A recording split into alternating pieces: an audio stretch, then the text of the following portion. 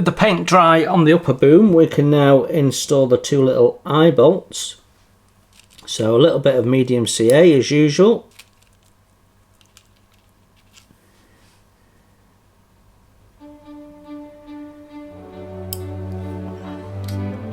Typical.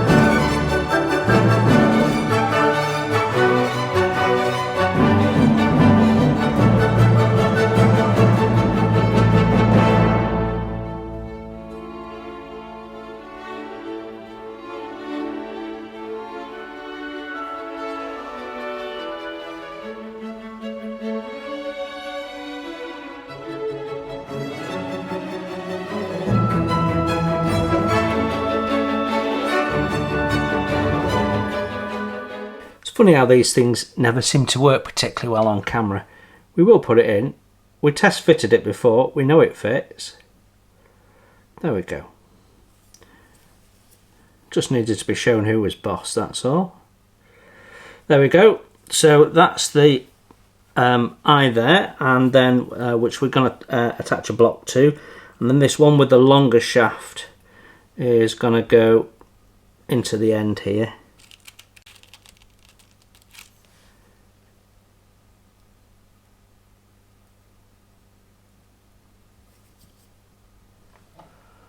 Like so.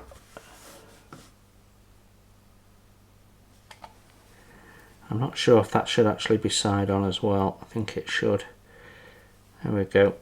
So that's our eye on, and we're ready to go. So I intended to put this block here on before I'd attach the mast, the boom to the mast, and then in my haste with the parabol beads, I've omitted to put the block on, so we're going to do it now. It's probably a little bit more difficult with this now being installed, but it's still doable at the end of the day. So we need block D, which is a 4mm double block, and that is F12 as a part number. So we're just going to grab one of those out of the bag.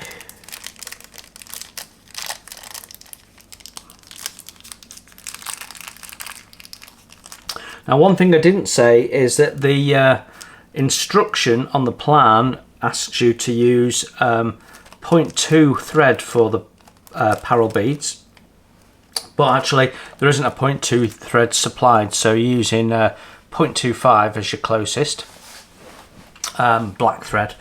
So that's the same thread we're going to use for tying this block on.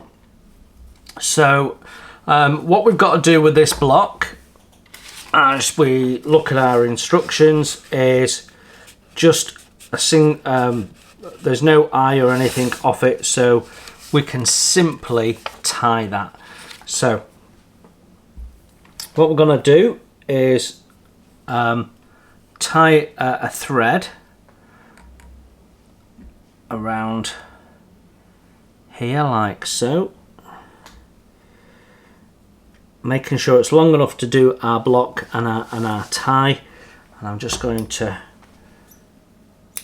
trim that off. So I've got a length of thread now.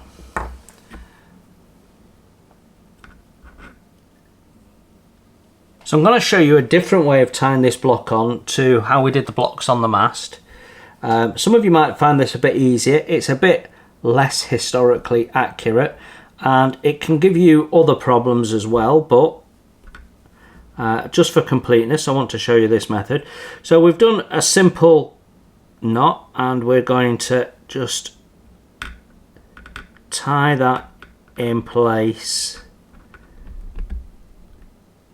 like so. Get that nice and tight, and what we want is it butting up nicely to our little cleats there. Okay, and then what we're going to do is we're going to put just a little dab of CA glue just on the centre of that, not there. You don't want it too wide because it will hold the threads out, and we want the threads not to be held out. Then we're going to do a second little knot. There's all the shit bits getting in my way because I really should have done this before. And we create a little loop like that. Then we're going to tie the block in. Now, I'm doing this upside down because the block actually is suspended underneath, because it's going to have a tackle that takes it down to one of these eye bolts. But I can't show you that on camera. So I'm going to tie it on the top, and then I'm going to swing it underneath off afterwards. But you need to just tie it on and make sure it's facing downwards when you install your boom. So you want the holes at the bottom of the block. So what I'm going to do is I'm going to put this thread in my mouth, hold it with my teeth, and then pull that one tight and keep the block in the middle of the hole, because I really need 3 hands. That's why I don't particularly like this way of doing things.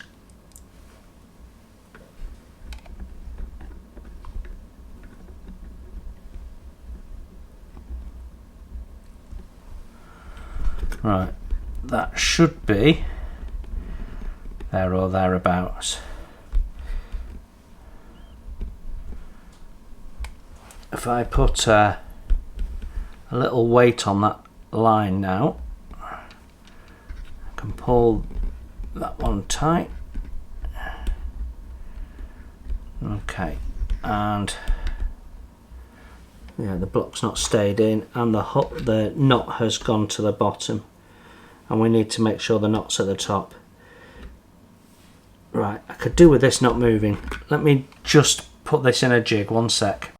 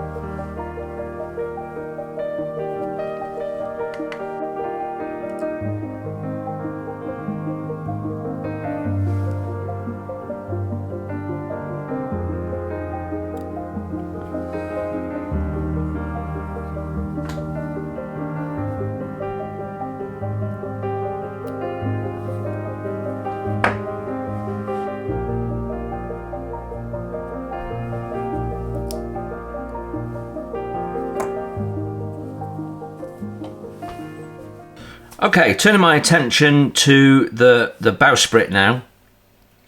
We've got two areas we need to mark off. We've got the point where we start the taper, so it's going to go down from 5 to 3 millimeters. Taper from 5 to 3. And we've also got to put this 1 millimeter groove in for the block lashings. So there's 3 blocks going on here, a triple and 2 singles.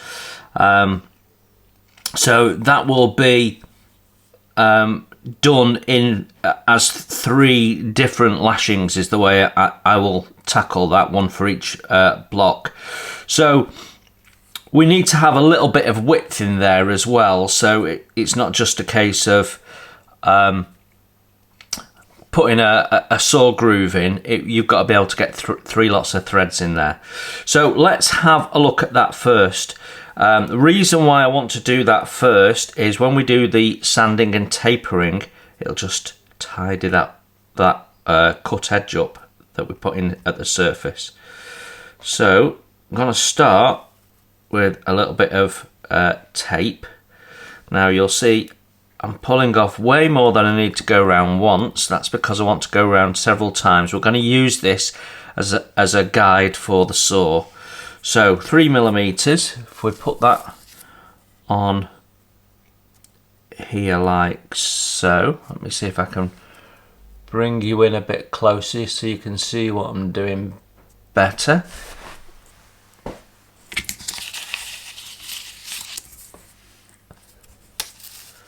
There we go.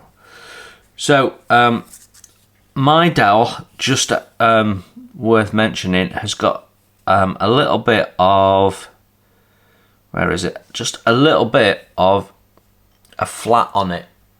Don't know if you can see that there. So it's always worth checking which is the best end to taper, and in this instance it's definitely this one, because we'll completely get rid of that. Right, so we're gonna mark our 3 millimeters.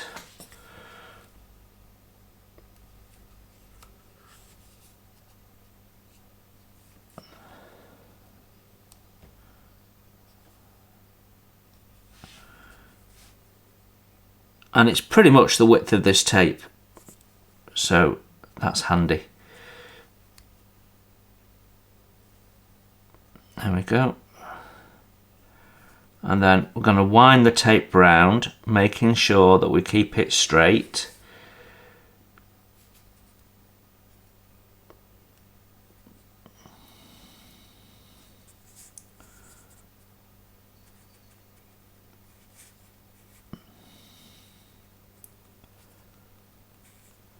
There we go. So that's a fair bit wider now, 1/4 millimeter, something like that. But it's enough to keep our saw straight, so we know we'll get a perfect round groove. So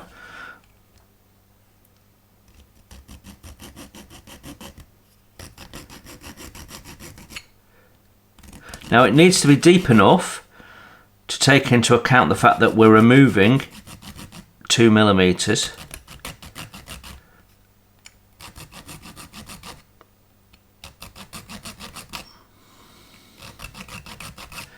But we can always pause and put the saw deep in the hole if we need to. So you've got to balance that with, you know, it not breaking off when you're doing the sanding and the tapering. So there you go. Now that, as it is, you'd only get one thread in. So what I'm going to do now is I'm going to saw next to it, and then we can go in with a file and just tidy it up. But I don't want to do that until after the tapering, because that is causing a weakness. So we'll just take that off for now. There we go. So we know we've got a perfect groove in there. So the next thing we need to do is mark the point where the tapering starts. So same process, using the mark out on the drawing there. I mean, it doesn't matter within a few thou really, does it? Make sure that's nice and straight.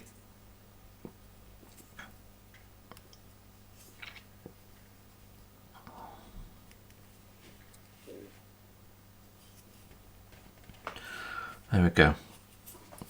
So we know we're tapering that, so you've seen that before. So the usual process of just folding that and going up and down the rod until we've got it down to 3mm at the end. So what I'm going to do is I'm going to sand this down, and then I'll come back to you. But before I do that, I'm just going to show you what we're going to do to prep this end. So this end here, it's sawn, so it's a little bit uneven. We've got saw marks in it and what have you. So 400 grit, just going to go around in a circular motion and smooth that off so it's nice and flat. And then I'm just going to take the very hard edge off. We don't want to round it particularly, but we want to make sure there's no burrs, and you've not got sort of a sharp, jagged edge. There we go. So that will look much better once it's on the model. Right, tapering action for me, so I'm going to do that off camera because it'll take me a little time. And then I'll come back to you when we finish putting this groove in. With my tapering done, I now need to widen this hole, and I'm using a triangular file for that. So just using putting one of the triangular points in, that allows you to just widen up that hole. Now while I was doing the sanding, I did have to go round with the saw one more time. There we go. And then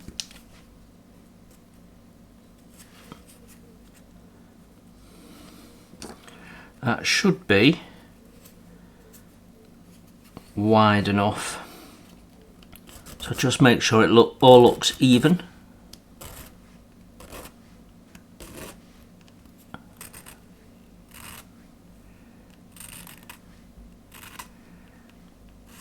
Okay, so that's how I do it. It's worked for me in the past. You can see we've got a groove there.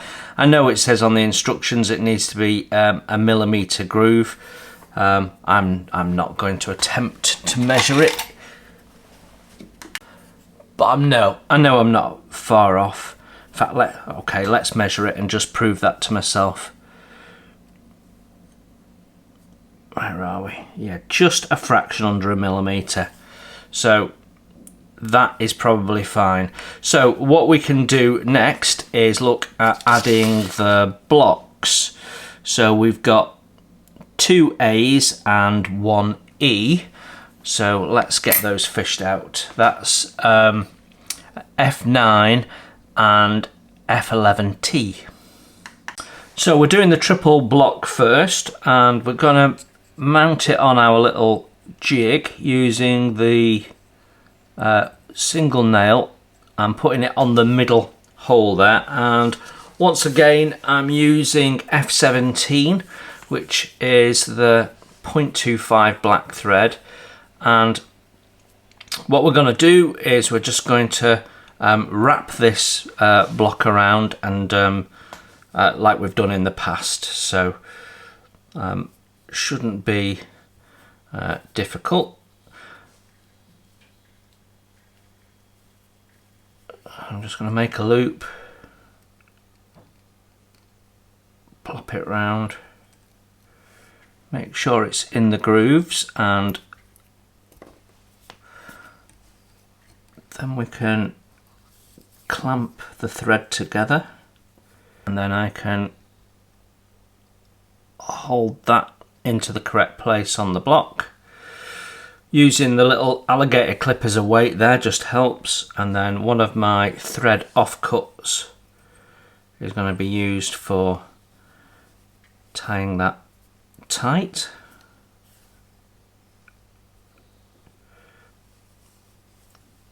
The trouble with using offcuts is they're a bit short, but or sometimes can be a bit short, but I prefer to use them because that means I have more thread left over at the end, and I have these little reels of thread, and they're so handy. Right.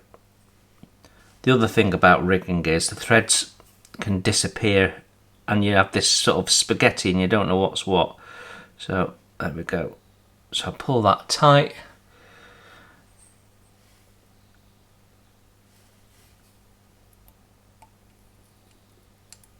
Get that close up to the end.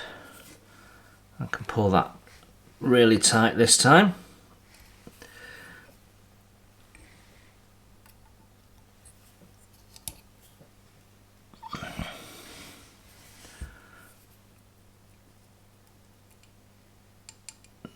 There we go. As far as we can get it up. I can take that off now. It becomes easier to handle this once you've got it where you need it. So I can just pull that tight. So there we go. We just need a little spot of CA on that to seal the knot, and then we can trim it off. And we can leave our lengths for tying it around the bowsprit. Right, putting the triple block on, like so, and it's just a simple tie it on. So we can do the loop and the knot before we slip it on.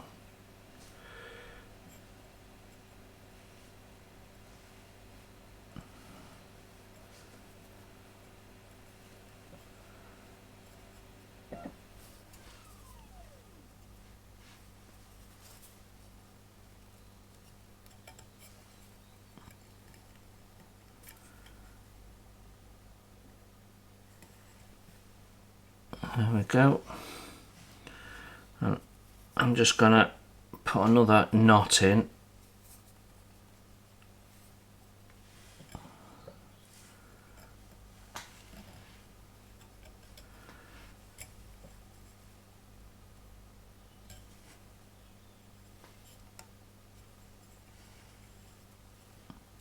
Happy with that.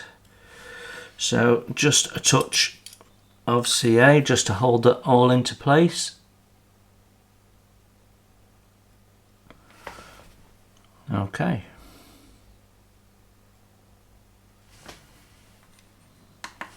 So with the two single blocks, we put the thread on in exactly the same way as we've just done with the triple block, and you've seen me done before. So I'm going to bind the first block on, and then what we're going to do is tie it onto the bowsprit, and then tie the second block on after the first one's attached, and use the same thread. So I'll show you that bit, but I'm gonna put the thread on the first block off camera because you've seen that before. Okay, first block tied up, and we're just going to pull that so it fits round. There we go. Want that sticking out the side like that, and then I can put a little clamp on there, and that'll hold that thread together. And then using another little offcut, we can seize the line up.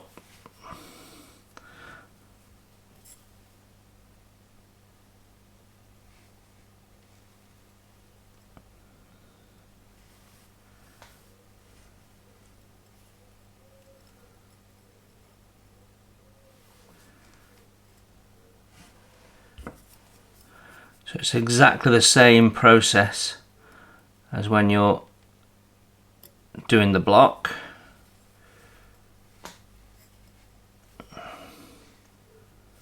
Got to get that pulled really, really tight, as I can.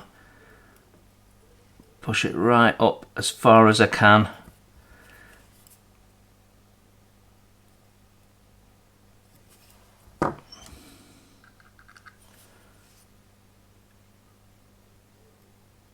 Glue that down.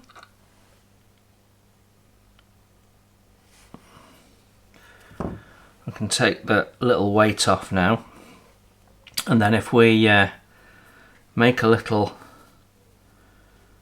loop by putting a loose knot in, our block's going to go into that loop, but it's going to be so much easier if we just get these lines out of the way. So let's just trim that knot.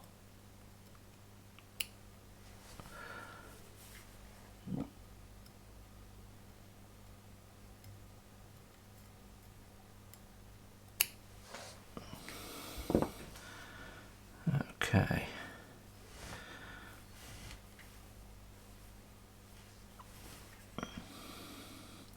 Now this will be a little bit more tricky, but it is doable.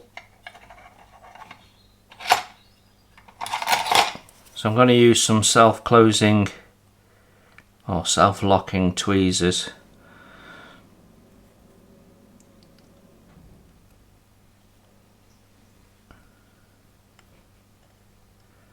There you go. So that block is now inside that loop.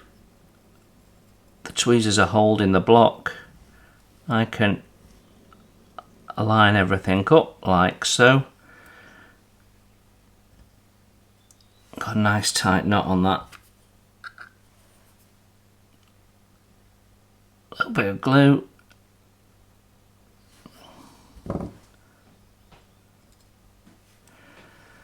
Give that a sec, and then we can just trim the line off, and that's our bowsprit then done.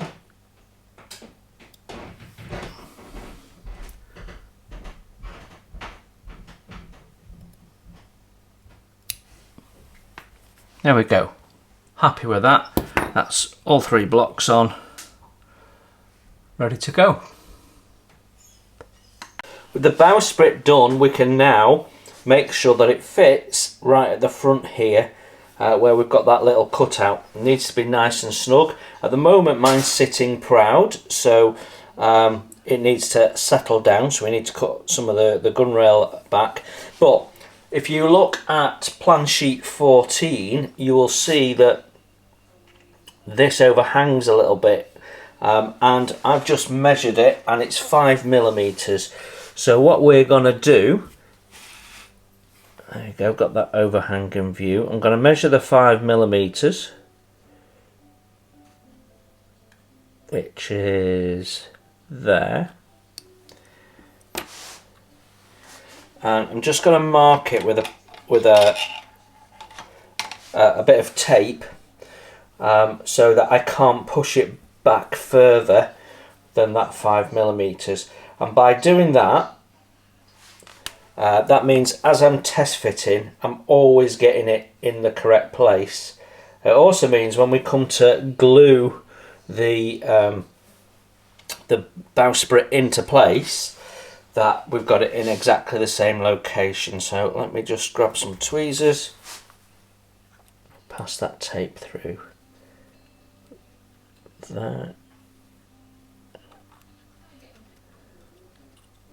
I just moved that then, didn't I? See, this wouldn't happen if I wasn't filming. There we go. I thought I had, yeah. There we go, right.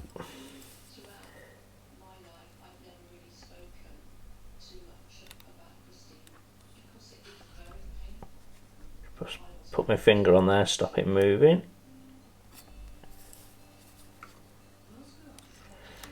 There we go. So I can wind my tape around that. Hopefully that'll stop it going through the hole. And we've got our bowsprit in exactly the right place, because we're going to have to test fit this several times. So it's just an easy way of not having to line it up all the time. So we can now start opening this up so that this sits flush in the bottom of the little cutout there. So let's have a look at doing that. So quite far out actually, once you put the bowsprit in, it's almost touching that first post. So there's quite a bit to trim out, so I'm going to use my saw to take it back initially, and then we can sort it out from there. So I'm not going all the way up to where I think it is going to end up being.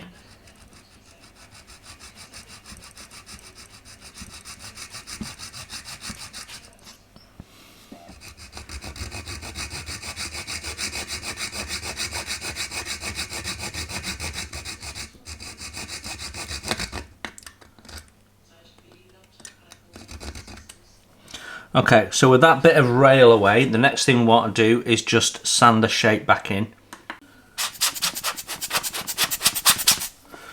Okay, so before I start sanding the shape back in, I am going to just slide our bowsprit back into place.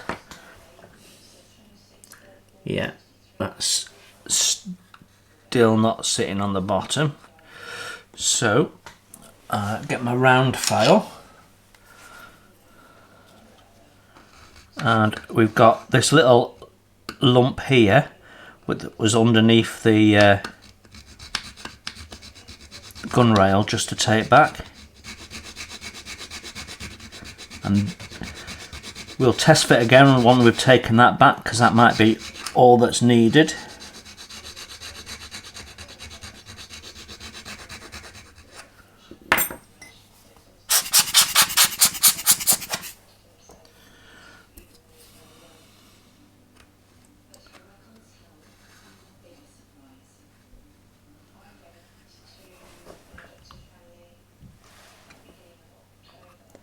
Yeah, it's still sitting quite proud, so as I thought, got to take quite a bit more back yet, so we'll do that.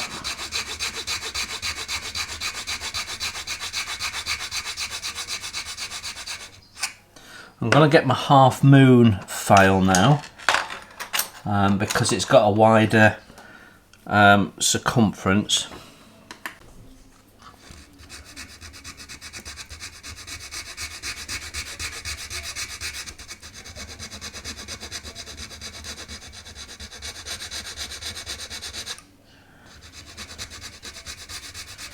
We don't want to make this any deeper, we just want to make it wider.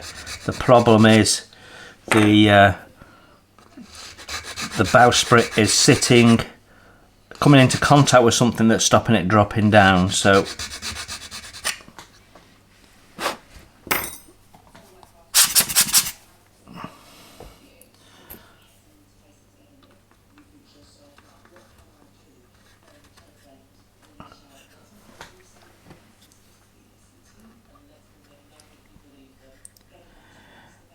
yeah, we're nearly there actually, not far off. It's the top rail that's the issue, so just this bit here. So let's just trim that back.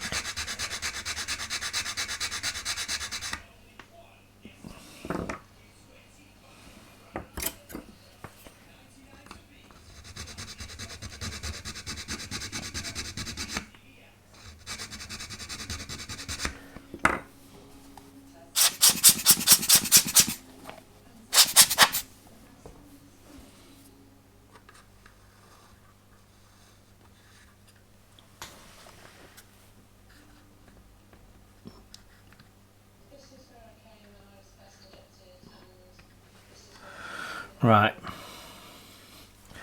we're nearly there, but you get the idea. We'll just keep test fitting it till it's done. Okay, so I've finished adjusting that for the fit of the bowsprit. Obviously, the other thing to check, and I should have mentioned this right at the start, is that you've actually got the diameter down correctly as well, because if it's oversized, it will also be a problem for you. So I've taken the tape off, but before I did, I drew a little pencil line around the tape. So I know that that has to just be on the inside of there, and I'm still 5mm correct. So what I'm going to do is, only because I've got CA glue out at the moment, I'm just going to put some CA in there. But you could use wood glue, so it doesn't really matter.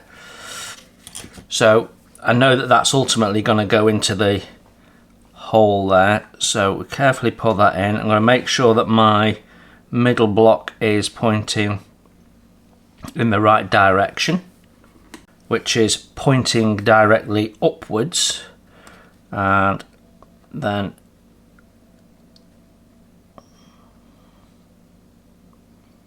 there we go. Now, before that glue dries in your bits there, I'm going to put a little bit of CA in the hollow where it's sat, and there we go.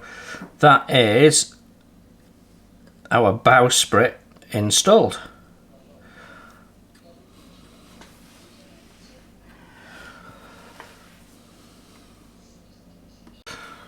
So we've got bowsprit installed, we've got the blocks ready for rigging. Mast still not installed, but that's because the next job is yards. So let's have a look at doing the yards next, and then we can install the mast and start the rigging. So using plan sheet 18, we can find the positions of each of the yards. This is important because what we're going to do before we rig yards is we're going to mount them on the mast and glue them into position, which makes it so much easier for the rigging. But we're not going to do that until after the shrouds have been added, because it's just easier. They're not in the way when you're doing that process. So we need to drill the holes that mount the yards before we install the mast, and we have to install the mast before we do the shrouds, so we have to do this first. So what I'm going to do is I'm just going to measure the positions, and it might be easier with my rule. So from the top of the cleat here to the center point of the spar, so if I draw a little line, there we go. So my center point is there. So I'm at 1, 2, 3mm above that very top cleat. So because my booms are loose, I can lay this flat and turn this the right way around. So let's just do this. So 3mm above.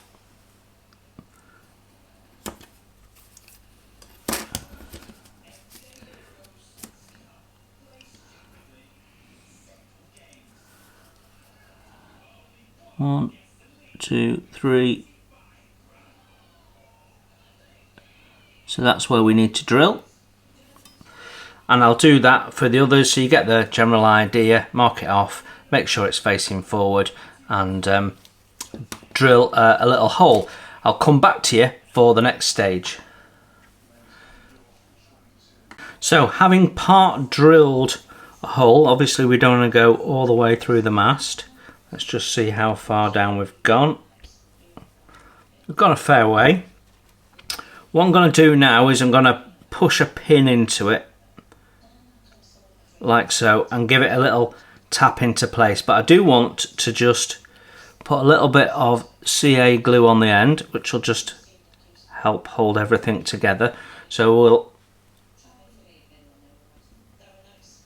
just put that in. I should have grabbed my hammer, but I haven't, so I'm going to improvise.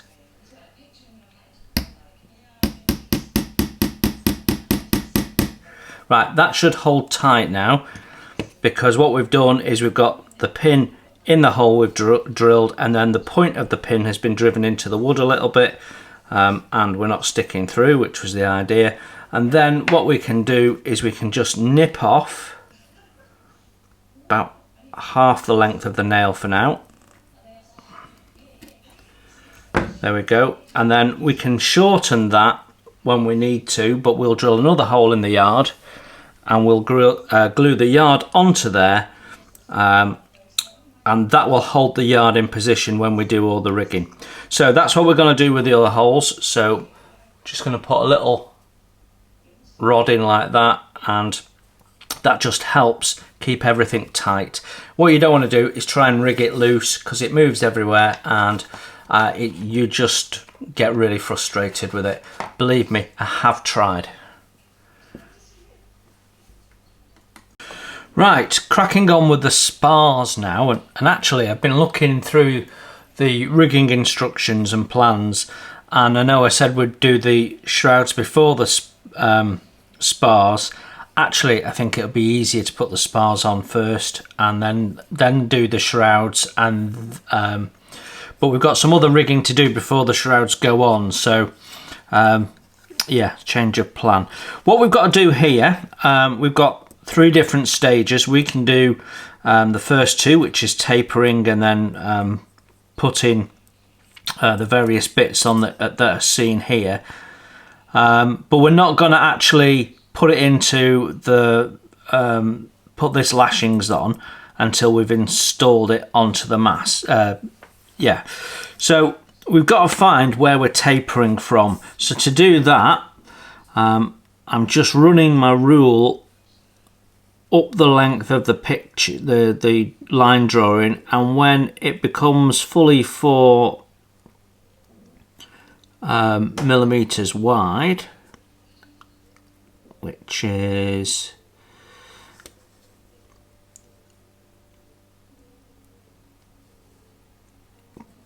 you have to make sure it's straight, of course.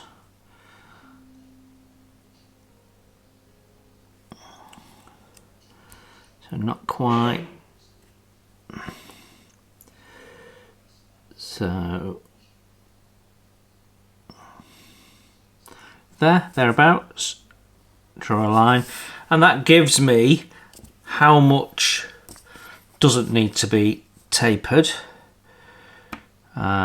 So that's coming out at 69. So if we say 70 millimeters from the middle, doesn't need to be tapered. So these are going to get painted black, so I can mark these with pencil,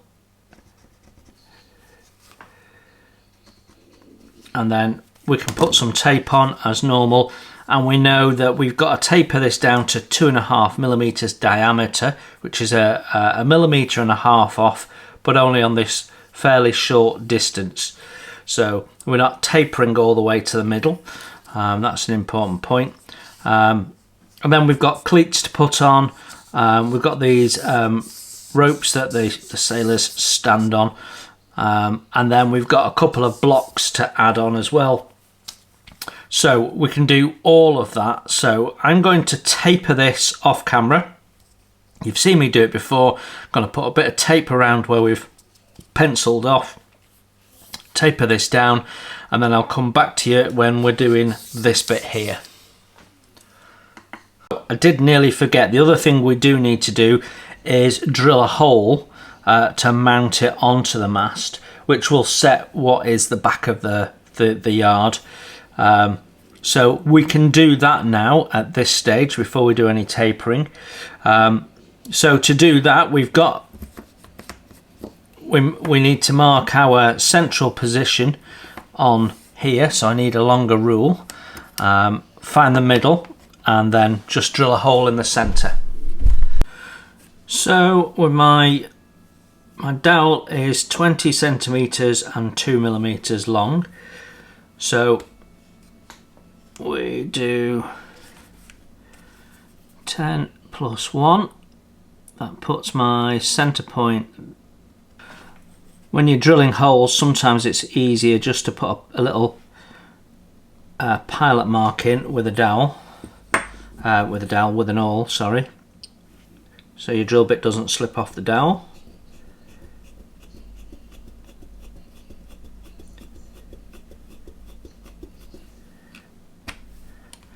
There we go, that should be deep enough. So yeah, so for me that was 101 millimeters from the end.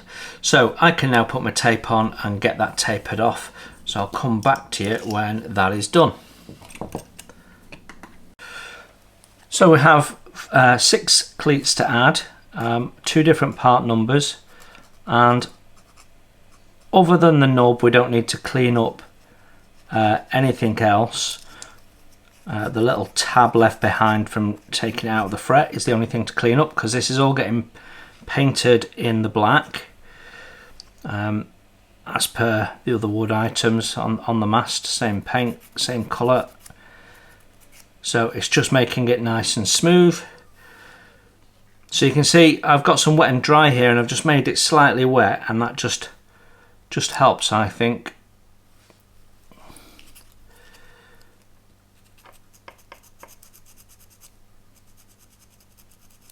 There we go. So you've seen me clean these up before, so I'll come back to you when we're about to glue them on. Okay, so we can use the plans to get our positions. Nice and easy job this, hopefully.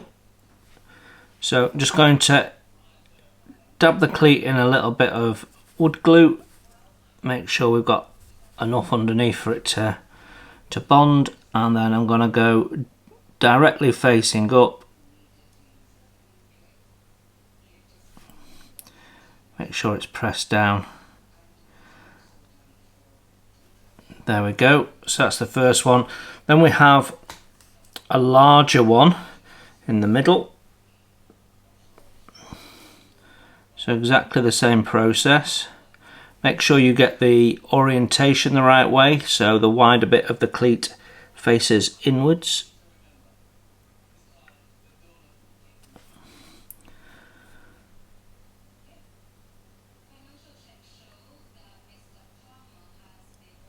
There we go. And we've got the other one to put on.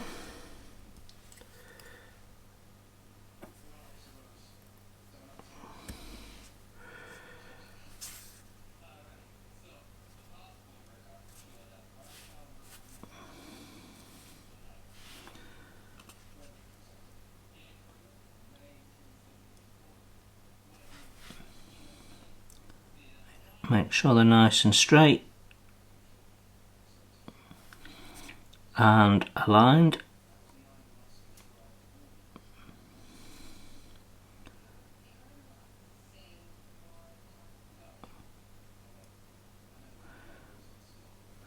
There we go. And then finally we've got a little cleat on the other end.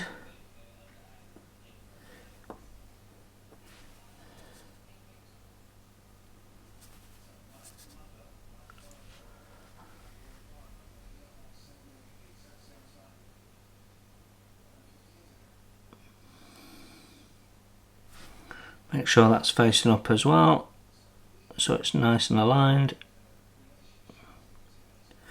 There we go, and then all we've got to do is make sure that the other cleat is in the exact opposite position and aligned, just like we've done before. And we can just take away the glue now, because by the time we've done the last cleat, the glue is dry enough for us to just scrape away.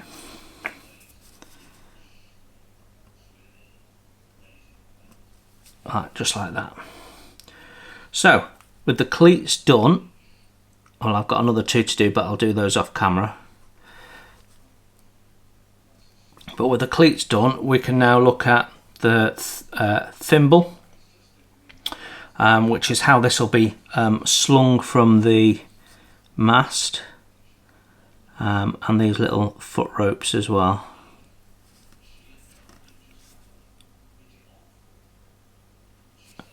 There we go. Right, I'll put the other 2 cleats on off camera. Right, that's my other 2 cleats on, so this is ready for painting. I think I'm going to paint all 3 of the yards at the same time. So we'll put this to one side now and do the next one. So I'm going to put this in a bag with the instructions so it's all together, and that means that I don't lose track of which is which, although they are all different lengths. So yeah, the process of tapering the yards is the same on all 3, so I'm not going to show you that on camera anymore because you've seen what that is. It's the same process as with the mast. You now know what you're doing with that. So if you're not sure, or you've had a break and you're coming back to it, go and have a look a little bit earlier on in the build. So I'm going to get this to the point where we've glued the cleats on. It's exactly the same process as we did last time, and get it ready for painting. And then I'll come back to you when we're doing the lashings with the beads on and what have you. I'll show you that, and then we'll be attaching them to the masts and we're ready to go. So we're about to see a change in our build. So far what we've been doing is working on things and then adding them into the build, slowly bringing the model together. But from now on we're going to be working on the build. So we're about to add the spars onto the mast. When we've done that, we've then got to add other items onto those spars, and we're going to do that in situ on the mast. There are some things that we can do on the spars before we mount them, and we should try and do as much as we can. But things like adding the beads around them and putting the lashings on and that sort of stuff, we can do that after the spars are mounted on. And personally, I think that's just an easier way of doing it.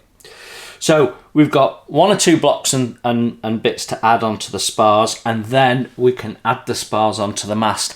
And then everything we do, with the exception of the anchors, which will be the last thing we do, will all be done in situ on here, because it's primarily rigging.